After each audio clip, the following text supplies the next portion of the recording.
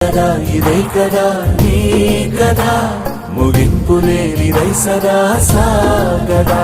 నిస్వార్థమెంత గొప్పదో ఈ పదము రుజువు కట్టదా సిరాలు లక్ష వంపదా చిరాక్షరాలు రాయదా నిసీధి ఎంత చిన్నదో నీ కంటి చూపు చెప్పదా నీలోని వెలుగు పంచగా విశాల నింగి చాలదా మనుష్యులందు నీ కథా మహర్షిలాగా సాగదా మనుష్యులందు నీ కథా